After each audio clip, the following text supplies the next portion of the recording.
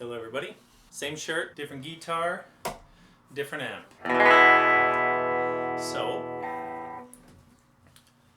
tell you about this guitar. There's a guy named Tom Song who made custom guitars in Calgary in the late 90s, early 2000s. And this is one of his. Song guitar. Model 00000. Apparently a prototype.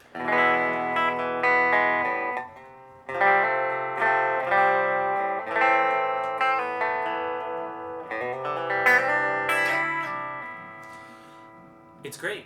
It's pretty beat up when I got it. Got a guy in town to redo the back of the neck and shellac. Just give it a setup, and now it is outstanding. Oh, yes, of course. It's got the P90. Gotta have the P90. Oh, sorry, the A chord, Chris. And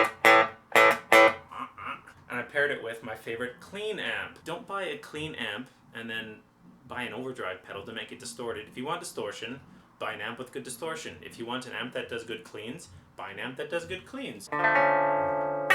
Anyway, I figured I would talk about some drum things this time. So, got a few tips or thoughts after being a drummer in Scratch Buffalo for a few years now and drumming in another few bands. Number one, ditch the 22 and 24 inch kicks, okay? Not only are they a pain to load into vehicles, but you're just gonna put a blanket in them anyway, right? So what's the point of having a big open resonant drum? When you get to a venue, it's just gonna be boomy and cause a lot of mud in the mix. I got a 16-inch floor tom, turned it into a kick drum, and it is outstanding. I put a Remo Power Stroke P4 on the batter and a fiber skin on the reso because they look so pretty.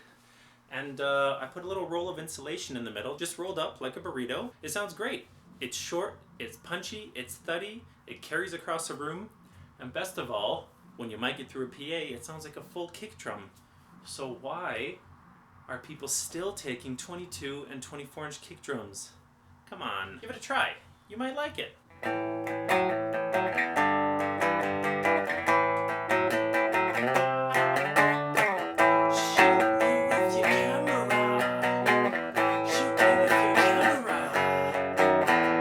Number two, why do drummers bring 4 or 5 toms and 10 cymbals to a concert?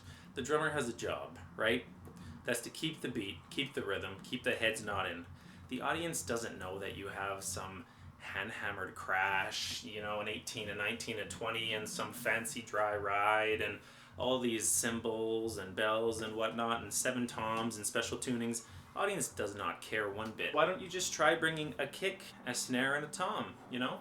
Try bringing just a hat and a crash, or just a hat and a ride.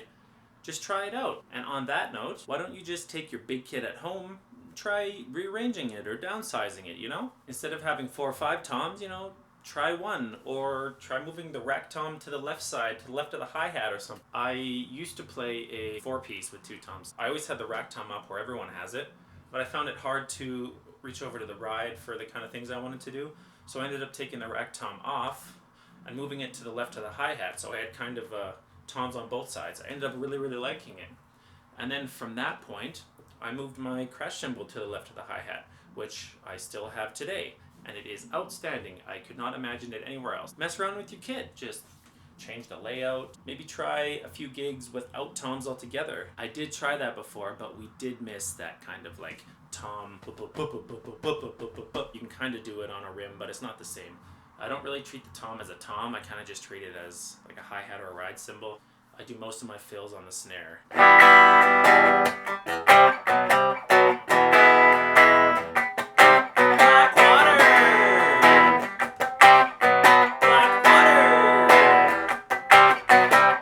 Number 3, let's try something a little different. I'd always just gone to L&M, or my local music store, and bought whatever sticks they had on the shelf, which are hickory, which are typically always hickory.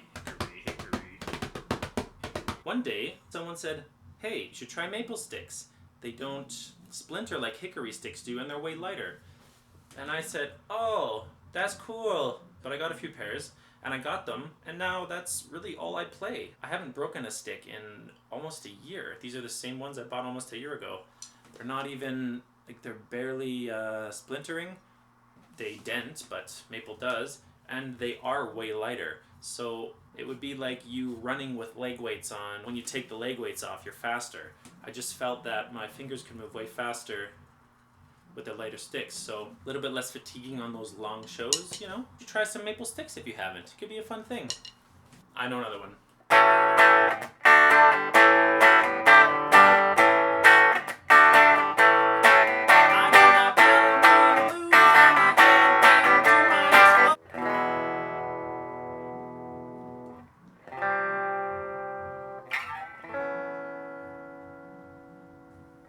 Thanks for watching.